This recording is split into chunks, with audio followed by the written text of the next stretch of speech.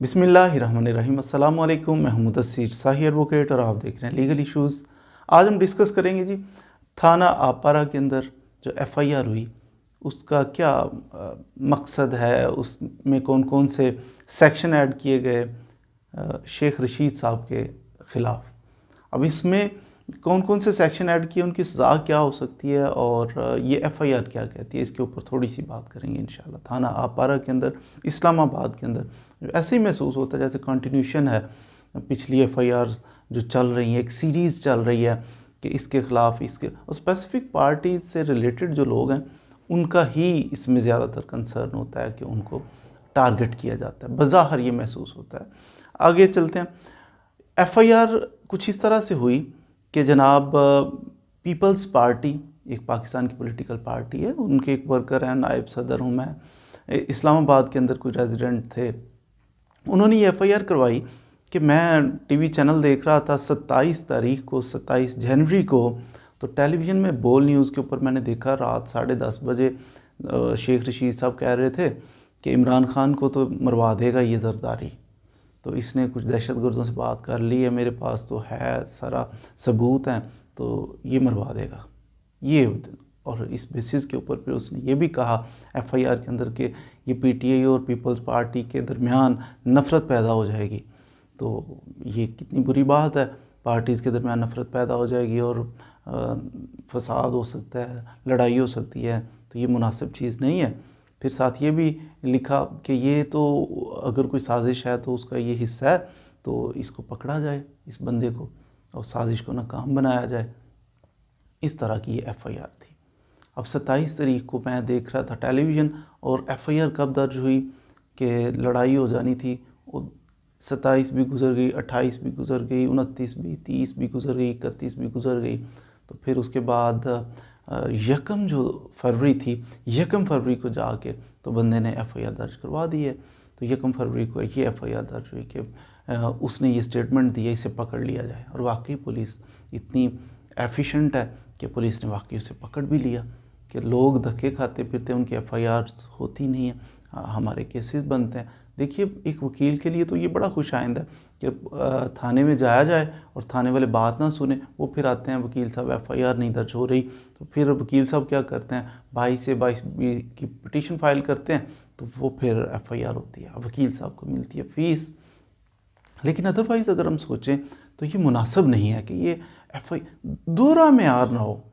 Common man rule जाता है, गरीब आदमी रुल जाता है। ये तो था ना कि शेख रशीद ने बोल न्यूज़ के ऊपर बैठ के उसने कोई बात की तो पकड़ लो, ये बात है। दूसरी तरफ ये होता है उसका बच्चा मर जाता है, किसी का बच्चा गायब हो चुका है घर से, वो बेचारा मिल ही नहीं, अगवा हो गया, तो उन लोगों की बात नहीं, उनकी एफआईआर दर्ज नहीं हो रही होती, ये केस लेकर लोग हमारे पास आते हैं। तो ये दोहरा मेयार जब हम देखते हैं तो अजीब नहीं लगता कि पुलिस वही होती है, सिस्टम सारा वही होता है। तो एक पे उसने बात की है तो उसको पकड़ लो। अब पिछले दिनों फवाद चौधरी पे कर दो, फलां पे कर दो, तो गिल पे कर दो, तो ये एक सीरीज़ चल रही हैं।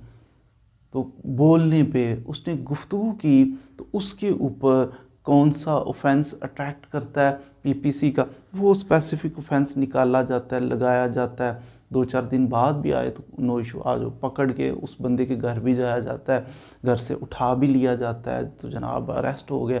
ये नहीं देखा जाता कोई पढ़ा लिखा है, कोई जनाब किस ओहदे पे है, क्या मामलात हैं। तो उसके अंदर एफआईआर के अंदर बार बार लिखा साबका सदर साहब जरदारी साहब थे, तो हैं तो वाकई साबका सदर, उनकी एक इज़्ज़त है, होनी चाहिए कि साबका सदर। देखिए, सदर जो भी हो उसकी इज़्ज़त तो होनी चाहिए, इसमें तो कोई इशू नहीं है, लेकिन सदर उसे होना चाहिए या नहीं होना चाहिए, ये इशू है, ये मैटर करता है। तो अनफॉर्चुनेटली हमारी सिलेक्शन का जो अंदाज़ है, जो मयार है, अवाम है, तो वो ऐसी ही बन चुकी है अवाम कि जिनको कोई शऊर नहीं है, इन्हें अपने अच्छे बुरे का बिल्कुल पहचान ही नहीं, पता ही नहीं कि अच्छा बुरा क्या है। एनी हो, ये चंद दिन बाद जाके उस बंदे ने कहा कि वो जी बोल न्यूज़ पे एक दिन बोल रहा था, तो उसने कहा था ये जरदारी मरवा देगा, तो इसको पकड़ लिया जाए। उस पर सेक्शन लग गए। सेक्शन भी थोड़े से मैं गोशगुजार कर देता हूँ आपको। एक सेक्शन ये लगा उसमें कि 120B। अब 120B क्या कहता है? 120B ये कहता है कि अगर कोई बंदा क्रिमिनल कॉन्स्पायरेसी करता है कि कोई साजिश करता है, उसका हिस्सा बनता है, तो वो बंदा जो है उसको पकड़ लिया जाएगा। तो अगर उसकी सज़ा 2 साल या 2 साल से ज़्यादा होगी, ऐसे ऑफेंस की कॉन्स्पायरेसी हो रही है, फिर इस बंदे को अबैटमेंट की सज़ा होगी। अबैटमेंट होता है किसी बंदे को जुर्म के लिए उकसाना।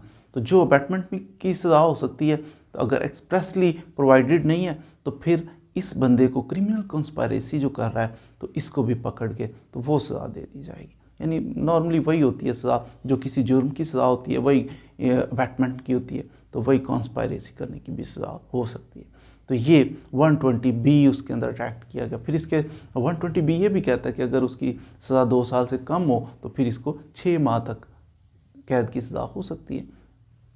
6 माह से कम होगी अगर 2 साल सज़ा वाला ऑफेंस है, उसकी क्रिमिनल कॉन्स्पायरेसी की है। फिर इसके अंदर एक सेक्शन 153A, ये तो जाना पहचाना सेक्शन है 153A, ये भी उस तरह का है कि मिलते जुलते सेक्शन है। ये भी कहता है कि अगर कोई बंदा कोई 2 पार्टियों के दरमियान, 2 फ़िरक़ों के दरमियान ये नफ़रत पैदा करता है कोई बंदा, तो उस बंदा जो नफ़रत पैदा कर रहा है ये स्टेटमेंट कोई दे देता है। जैसे इन्होंने एक टेलीविज़न पे स्टेटमेंट दी, इन पे एलिगेशन किया कि इन्होंने एक स्टेटमेंट दे दी है। अब इस स्टेटमेंट के ऊपर 2 पार्टियाँ, पीपल्स पार्टी और PTI, इनकी नफ़रत पैदा हो जानी है, इनका आपस में लड़ाई झगड़े शुरू हो जाने हैं, क्योंकि जरदारी साहब को पहली दफ़ा किसी ने कहा ऐसा कि जरदारी साहब यानी वो कौन से बड़े, उनके बारे में ज़्यादा लोग अच्छी राय नहीं रखते, तमाम पॉलिटिशियंस के बारे में अच्छी लोग राय नहीं रखते। तो ये फैक्ट है जो मैं अर्ज़ कर रहा हूँ, फ्रैंकली मैं अर्ज़ कर रहा हूँ कि लोग बुरा भला ही कहते हैं। जो ये नहीं, हमारे कंट्री के अंदर, किसी भी कंट्री के अंदर कोई भी प्रेसिडेंट हो, कोई भी प्राइम मिनिस्टर हो, लोग उसे गाली ही देते हैं, वो इंडिया में हो, वो अमेरिका में हो। तो यही हमारे हाल भी यही है कि प्रेसिडेंट तो बनाते हैं हम खुद, हमारे वोटों से कोई पार्टी आगे आती है, वो फिर अपना जैसा भी उनका हो वो फिर उसे प्रेसिडेंट भी बनाते हैं, प्राइम मिनिस्टर भी बनाते हैं। तो अब वो जो भी है उसे गालियाँ भी पड़ती हैं, ये भी फैक्ट है। यानी वो तो FIR ये थी कि ये जनाब साहब का सदर साहब को बात कर दी है, तो कैसे बात कर दी। अब यहाँ पे है कि 2 पार्टियों का तसादुम हो सकता है, नफ़रत पैदा हो सकती है अगर कोई बंदा ऐसी स्टेटमेंट देता है। ऐसी स्टेटमेंट देने पे इस बंदे को सज़ा हो सकती है जनाब 5 साल तक कि इसने स्टेटमेंट क्यों दी है, 5 साल तक सज़ा हो सकती है और जुर्माना भी हो सकता है। इसी तरह एक सेक्शन 505 भी लगा दिया गया। 505 PPC ये कहता है कि अगर कोई बंदा कोई ऐसी अफवाह फैला देता है कि वो, अब इसको कहते हैं ये एक अफवाह इन्होंने फैलाई है कि मरवा देगा जरदारी इमरान खान को। तो अगर कोई बंदा अफवाह फैला देता है जिससे तसादुम हो जाए 2 पार्टियों को, वही बातें सारी पुरानी कि नफ़रत पैदा हो जाए, लड़ाई झगड़े का खदशा हो वगैरह वगैरह, तो फिर इस बंदे को भी 5 साल तक कैद की सज़ा हो सकती है। तो ये 5 साल, 7 साल और दूसरे की मैंने बताया अबैटमेंट की सज़ा जितनी होती है उतनी, या 6 माह तक सज़ा हो सकती है। तो ये सज़ाएँ थी जो सेक्शन अट्रैक्ट किए गए इसके अंदर।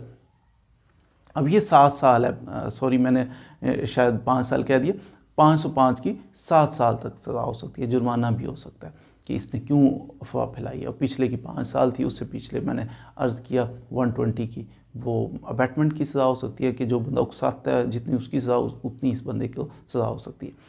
तो ये अगर गौर किया जाए तो 2 एंटी चीज़ें देखें। एक चीज़ कह रहा है कि इस बंदे इसको इसने क्रिमिनल कोई माइंड है इसका, इसने क्या किया, ये कॉन्स्पायरेसी की है। ये FIR के अंदर लिखा हुआ है कि ये भी साजिश का हिस्सा है। जरदारी साहब और ये शेख रशीद साहब साजिश का, दोनों मिल के ये साजिश का हिस्सा है, इसको पकड़ा जाए। कौन सा सेक्शन अट्रैक्ट किया, क्रिमिनल कॉन्स्पायरेसी इसने की है, 120B अट्रैक्ट किया कि ये साजिश का हिस्सा है। उसी FIR के अंदर एक और सेक्शन लगाते हैं, वो लिखा गया कि ये बंदा जो है ना, इसने अफवाह फैलाई है 2 पार्टियों को लड़ाने के लिए। अफवाह या तो अफवाह है, हकीकत नहीं है, सिर्फ अफवाह है। अब ये सेक्शन अट्रैक्ट करे, तो अगर अफवाह है, मान लिया जाए इसने अफवाह फैलाई है, ये सेक्शन अट्रैक्ट किया, फिर वो दूसरा जो कि क्रिमिनल इनका आपस में कॉन्स्पायरेसी इन दोनों बंदों ने की है, तो ये फिर मिल के ये उस साजिश का हिस्सा है उनके साथ मरवाने में, तो इस साजिश को रोका जाए। ये कैसे, ये तज़ाद सा नज़र आता है। या तो ये इस साजिश का शेख रशीद साहब हिस्सा हैं, ये साजिश है, मौजूद है और इसका ये हिस्सा है, तो इनको ये सेक्शन अट्रैक्ट करे, ये समझ में आती। तो या ये एक अफवाह इन्होंने फैलाई है, साजिश हुई नहीं है सिरे से, इन्होंने अफवाह फैलाई है दो पार्टियों को लड़ाने के लिए। अब लेकिन यहाँ पे दोनों ही हैं, अफवाह भी है। ये जो कई स्टेटमेंट इनकी 27 तारीख को रात 10:30 बजे स्टेटमेंट जो इन्होंने दी टेलीविजन पर, वो तो इन्होंने अफवाह फैलाई है, ठीक है। और साथ ही उसी एफआईआर के अंदर ये भी कहा गया कि ये आपस में ये मिले हुए हैं, ये भी साजिश का हिस्सा है, इन्होंने भी मिल के मरवाना है इमरान खान को। एनीहो, ये तजादात पाए जाते हैं। फिर वही बात एंड पे हम आपको यही अर्ज़ करेंगे कि ये बज़ाहिर ऐसे लगता है कि जैसे पॉलिटिकल विक्टिमाइजेशन, पकड़ लो, दकड़ लो, गायब कर दो, जूते मारो, तो ये मामलात करके तो अजीब सा एक अंदाज़ है। किसी भी अदारे को, वो पॉलिटिशियंस हों, वो कोई भी हो, ये अंदाज़ अच्छा नहीं है कि पकड़ लेना किसी को। हाँ, अगर उसने कुछ किया है, एविडेंस आपके पास मौजूद है, आप समझते हैं कि ये उसने नुकसान किया, या तो इक्वल फुटिंग पे सबको रख लो ना। जिसकी ज़ुबान से कोई लफ्ज़ निकला तो उसको पकड़ के तो अंदर कर दो, हमें भी पता। लेकिन लॉलेसनेस की हालत ये है कि लोगों की एफआईआर दर्ज नहीं हो रही, लोग लुट रहे हैं जनाब, रास्ते में डकैतियाँ हो रही हैं, लोग कैसी परेशानी की ज़िंदगी गुजार रहे हैं। तो उस हालत में लॉलेसनेस की एक मिसाल है। तो दूसरी तरफ क्या है, दूसरी कोई लफ्ज़ मुंह से बोला, पकड़ के इसे अंदर कर दो, रिमांड दे दो हमें इतने दिनों का, ह्यूमिलेशन उसकी करो, उसको उसका मजाक उड़ाओ, तमस्खर उड़ाओ, तो पावर शो करो कि देखा पावर। ये आपके बाप का मुल्क नहीं है। कोई भी जो हुक्मरान आता है वो ये समझता है उसके वालिद साहब ने उसको विरासत में दिया, और अक्सर आता भी विरासत में ही। खैर जो भी आते हैं बड़े बड़े लोग, उनकी विरासत में ही उनको मिल जाता है, पैदा होता है बच्चा, कहते हैं ये लीडर बनेगा। तो वो फिर क्यों ना समझे, वो समझते हैं ये हमारे बाप की विरासत है जी हुक्मरानी, तो बाप की विरासत समझ के इस्तेमाल, फिर वो ज़ाहिर है बादशाह सलामत की जिससे नाराज़गी होगी उसे उठा लेंगे। ये भी सिलसिला चलता है, होना नहीं चाहिए। हमें अब एजुकेट हो जाना चाहिए हमारी कौम को, मिनहासिल कौम। लेकिन अनफॉर्चुनेटली ना तो नीचे वाले अवाम सुलझ रहे हैं और ना ही हुक्मरान। हुक्मरान भी तो हम ही से ही है ना, जैसे हम होंगे वैसे हुक्मरान मुसल्लत किए जाएंगे। अनफॉर्चुनेटली हम लोग भी सारे मिन हासिल कौम गुमराही का शिकार हैं, तो उसकी वजह से फिर हम में से जो हुक्मरान मुंतखब किए जाते हैं वो भी हमारे जैसे ही। अल्लाह करे कि हम सारे सुधर जाएं और पाकिस्तानी बन जाएं, पाकिस्तान की बका के लिए सोचें।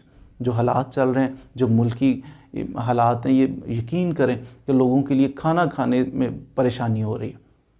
जो ऐसे मज़दूर तबके, उनका बन क्या रहा है, कभी किसी से दरियाफ्त करके बैठें, बात लंबी हो जाएगी, तो इसको मैं कंक्लूड कर देता हूँ कि कभी किसी के पास बैठें 2 लम्हे के लिए, उसे पूछें कि गुजारा कैसे हो रहा है, तो मज़दूर बंदा आपको फिर बताएगा कि हालात कैसे चल रहे हैं। तो ये हालात यहाँ तक मुल्क को लाने में इसमें हमारा रोल है, हर फर्द का रोल है कि हमने ये रोल है कि हमने रोल आज तक इसके फ़ायदे के लिए, इसकी बेहतरी के लिए प्ले ही नहीं किया। हमने लाइट लिया है, मुल्क ऐसे ऐसे हाथों में दे दिया हमने कि जो तबाह करते चले गए और इस हालत तक पहुंच गया। मज़ीद वीडियोज़ के लिए हमारे साथ रहिए, इंशाल्लाह मज़ीद डिस्कशन करेंगे आने वाली वीडियोज़ में। Thank you very much.